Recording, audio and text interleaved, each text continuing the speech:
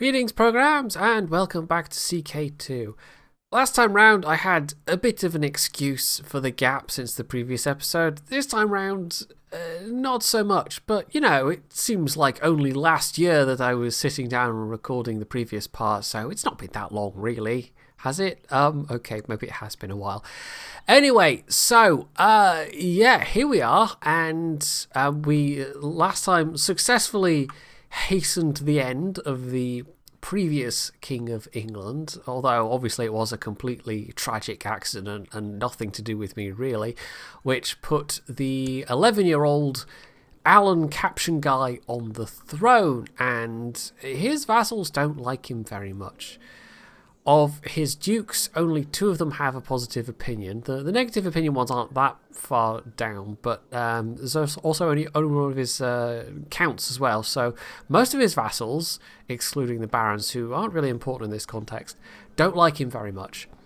Now, my immediate plan is to declare war for Leicester, because we have a de jure claim on that for Duke Murik of York.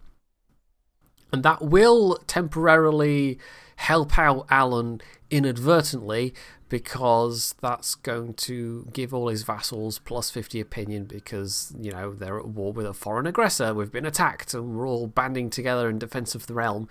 But I'm hoping that that's not enough to cement things fully, because he's already got one war going on with the damned Buchanans, the petty King Farquhar of Leinster, and so he's raised his forces already. They're already going to suffer a bit of attrition from that fight that's going on, but nothing too major. But it means I'm going to have to get all my armies together fairly post haste, and I can beat him in terms of numbers, but we're still going to have to be a little bit careful about our choosing our ground. So yeah, the plan is go to war, take Leicester fairly quickly, and then hope that we can do this before it has any long-term consequences in terms of helping him out inadvertently, because we don't really want to do that. Our goal has kind of shifted back to trying to take England, or at least significantly weaken England. In fact, it really is. It is just to take England, and then maybe we'll turn our attention to Ireland at that point, and then maybe back to Scandinavia after that. I don't know. This is not all gone entirely to plan, but that's the beauty of this game. It throws spanners into your works all the time. So, yeah, let's go for the de jure claim on Leicester, and we will raise all of our troops, get them all together. Now, I did notice a weird thing on the military tab. It won't select me. Let me select my retinue tab. I'm not quite sure why. I don't know why that is, but anyway, I might have inadvertently done something when I was pulling this out as a separate copy, essentially, and it's possibly I might have inadvertently taken out the DLC that gives me retinues. That might be why the tab's not actually there. Oh, I've lost the trait greedy. That's actually quite useful, because greedy is actually no, well minus 1 diplomacy, but plus 10% national tax modifier. Actually, that's all right. Greedy, in fact, is not a terrible trait. Right, so everybody's changing the Tanistry votes, so that's the usual thing going on there. Yeah, we were looking at the Tanistry laws last time as well, and hoping that we could not get Duncan. Was it Edgar we wanted? No, it wasn't Edgar we wanted. Edgar's terrible. There's a much younger Edgar there, but why is he in the list? He's completely the worst. This is Edgar, son of Edgar, who is... yeah, not the sharpest bulb in the light socket. Yeah, okay, Duncan actually kind of seems like the best bet right now. He's not got amazing stats, but his diplomacy is good. And even if the rest of the stats aren't amazing, if you've only got one stat that's very, very good, that's at least something, as opposed to somebody who is slow. I don't know how... I really don't know how that Edgar is, you know, even in contention. It seems rather odd to me. Oh, actually, yeah, we can stand down the There's a shortcut for that, but I never remember what it is. It's like Shift V, Control V. I can't remember. These days it gives you the shortcuts in the tooltips, the keyboard shortcuts. But yeah, not so in this version of the game. Which is a very handy thing, really, when you can just mouse over and go, oh yeah, it's G to consolidate all the units, or it's Shift V or Control V or whatever to stand them down. Right, Duke Murik now favours himself as heir to the Kingdom of England. Yeah, because they've got an elective set of laws as well. It's currently Anselm II of Kent who's next in line, so okay. Who might be... Like, we don't want to bump off Alan. Not that I bumped off his father or anything, or his predecessor rather, but yeah, like having a minor on the throne is it's going to destabilise things, I hope, and seriously screw England over. I must have accidentally left something off the list. I must have. It's the only reason I can think of why the retinue tab would be not selected, because my actual retinue forces still exist. Oh, somebody's claiming they'd be a better spy master with 14. This is just some random guy. You would be a better spy master, but he is a fairly powerful vassal, so we're going to say no to that one. Sometimes it's worth having a slightly less capable person in a council position if they also happen to be one of your more powerful landowners. Right, so we've got a whacking great big army going here. I don't know what's going to happen to this retinue army. I might even do well to just be on the safe side and keep them out of the way, because I don't know if they'll reinforce as normal. We have enough troops raised otherwise. This is going to cost us a bit of money. Actually, but it's not costing us enough to... That's fine. We're still in a positive balance there. That's actually one more reason to keep the retinue army on standby, as it were, because if we, I mean, if they do reinforce as normal, then that's going to also cost money, which would push us over into the red. So one of the things we've got going for us at the moment is that we are pretty solvent. We've been pretty solvent all along as Scotland, which is not that difficult from the start date I started from. Okay, I was thinking of going for that 9,000 man stack, but been reinforced, and that's not a big enough of a gap between our armies for me to be comfortable with tackling them. Anyway, so let's siege Leicester to begin with. In fact, we can even speed this up a bit. And, oh, well, that's convenient. The guy that was wanting to be... I don't even know where he turned up from. I think it's just one of those random people that appears in your court from time to time. So, anyway, yes, as they are sieging, they will be experiencing some attrition, at least theoretically. Same will be going for us, but hopefully we will just, you know, keep ahead on them in terms of numbers, which we should do.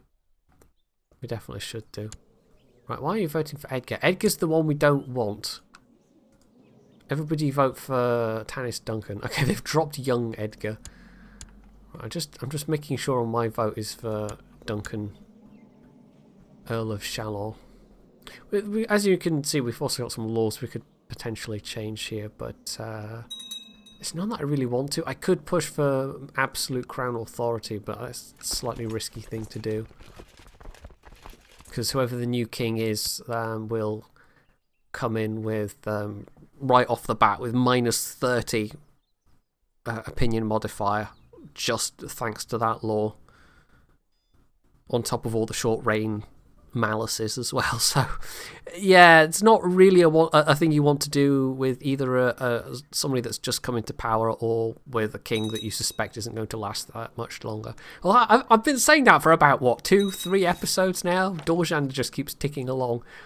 He's one of the more long-lived kings.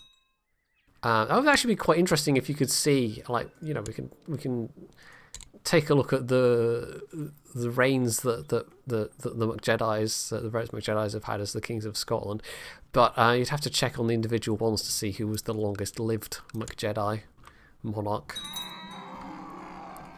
And oh, we have lost our court chaplain, who is also tutoring somebody. So this is a bunch of things we've got to click. Right, well, this is the clear candidate. Although I feel like we came across this guy last time, but he is also by far the best guy. You know, we'll give him a go, even though he's not the best. You know, like he's a bit of a. He's a bit of a whiskey priest, we'll put it that way. Gluttonous, greedy, and proud. He's not got any shortage of sins to account for. But anyway, so Rachel McJedi, my kinswoman, honest, ambitious, decent diplomacy stat, and I'm looking in the wrong place. Range education. There we go, and.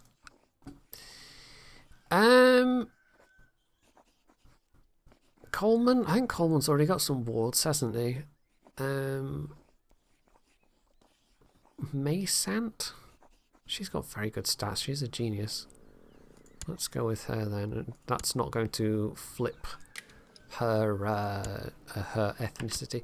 Okay, this was the wife of Art McJedi. Oh, that's right. Yes, I remember now. Bringing her into the court. I wonder if we can get her, yeah, there we go.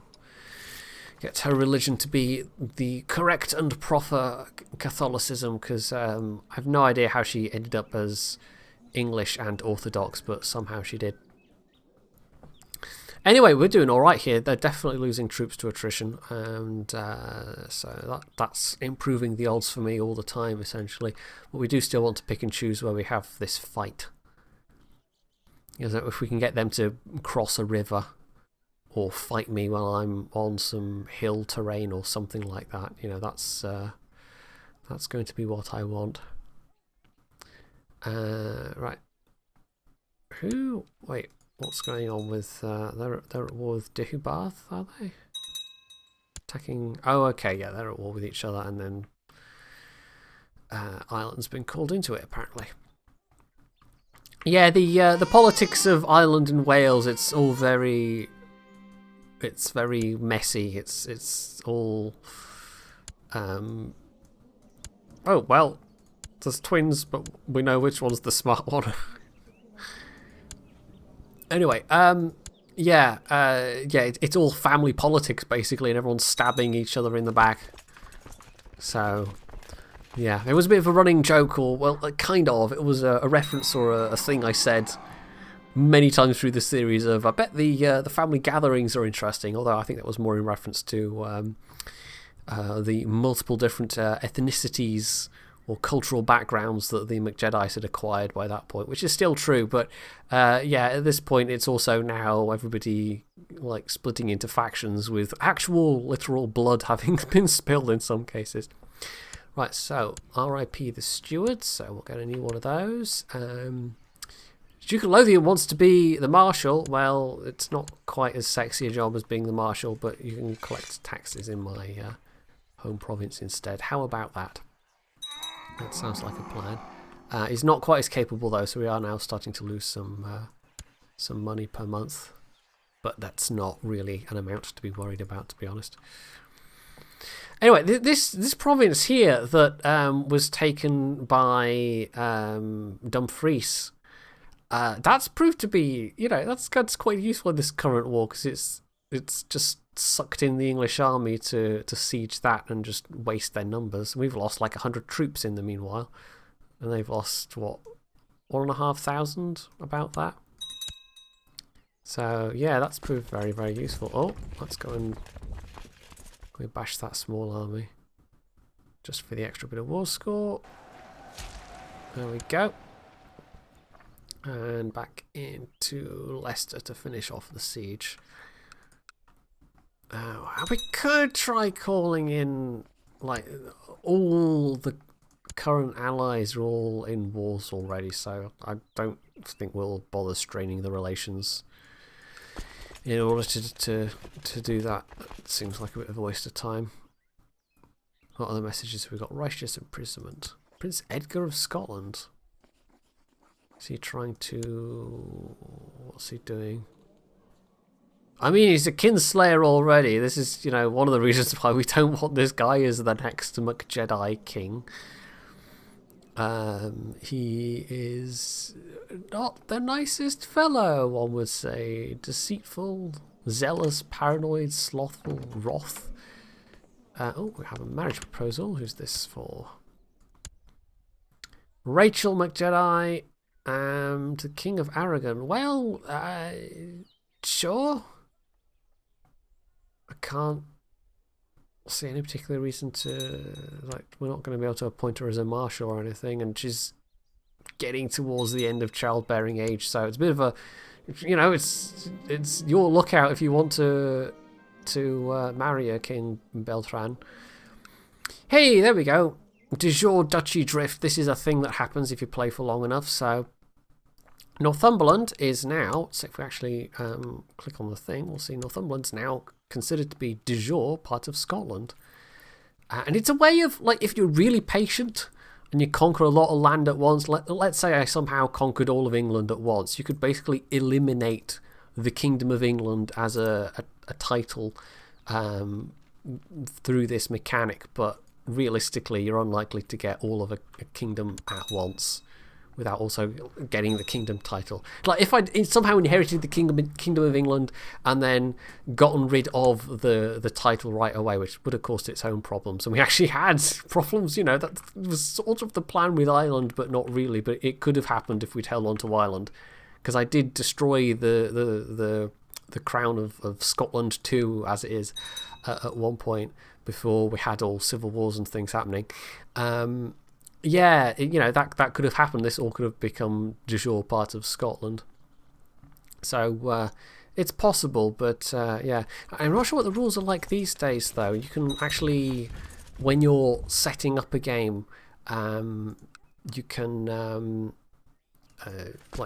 change how fast you want it to happen or whether you want it to happen at all, kind of thing.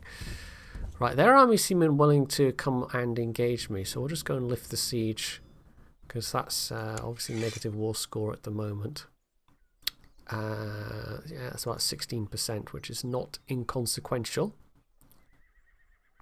We've also got extra war score from these Carrick. The Count of Carrick, who is... Oh, he's a patrician. Okay. He's raised some troops and is sieging away, as is, I think, the Grand Mayor. That'll be the Grand Mayor's flag there. Oh, yes. Yeah, that might even be with some mercenaries. I don't know. So, keeping a Grand Mayor's suite is... keeping them on side is definitely a useful thing. Right. Prince Han, who is quick, which is a nice trait to have. You need to be educated by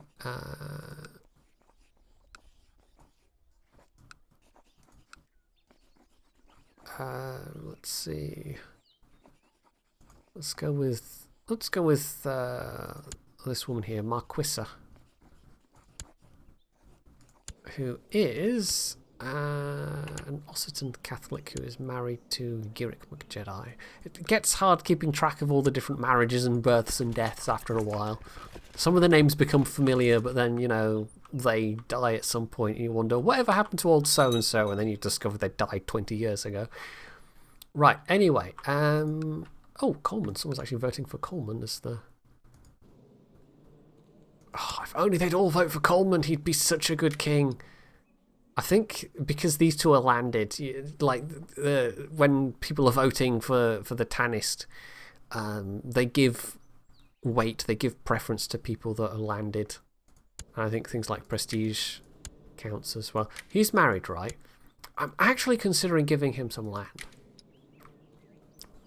Could I give him a county? And it hurts me to do so. It's a bit of a risk, because it'll decrease the amount of troops that I can raise. But, wait,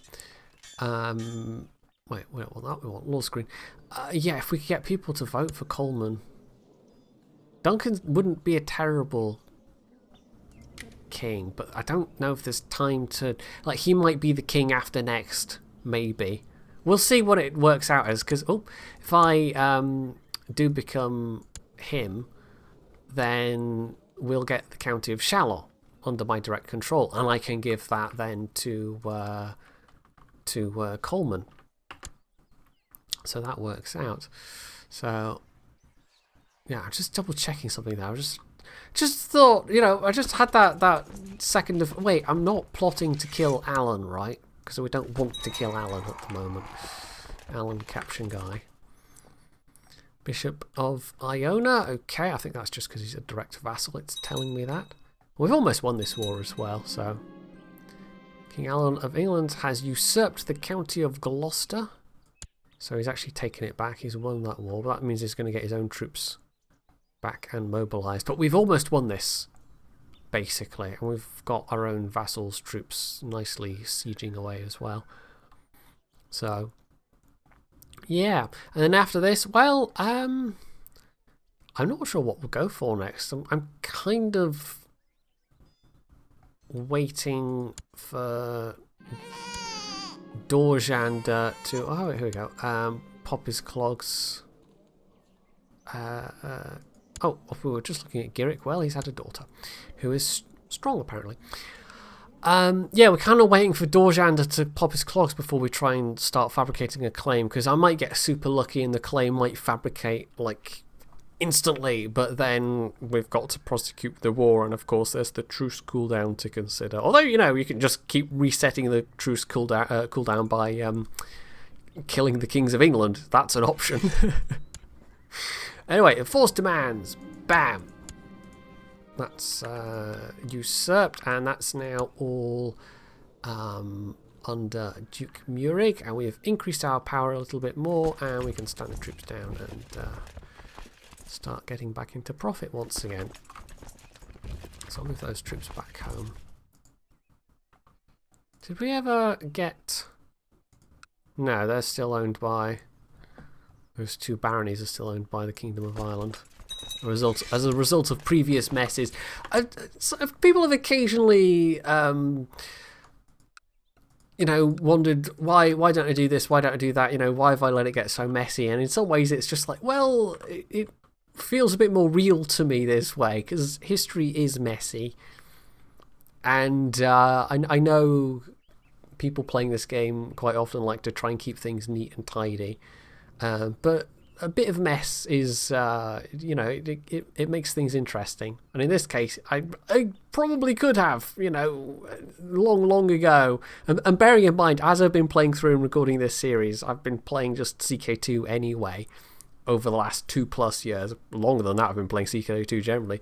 So I've probably learned a thing or two in this time. So if I was starting the series afresh today and I got to this point, of this many episodes and this many hours played on this save, I would probably just have conquered England already. So, but I'm living with the consequences of past decisions that I've made with past characters, and we had a number of notable things that might have been that didn't come to pass, and other things that did come to pass, which have left things looking rather different than they might have otherwise. But that's interesting. It means this series. This playthrough has its own distinct history that's not just neat and tidy. So, yeah. Well, I'm actually a little bit tempted to end it here, even though this will be a comparatively really short episode. It's just having had that war, having gotten that out of the way, that would be a good time to...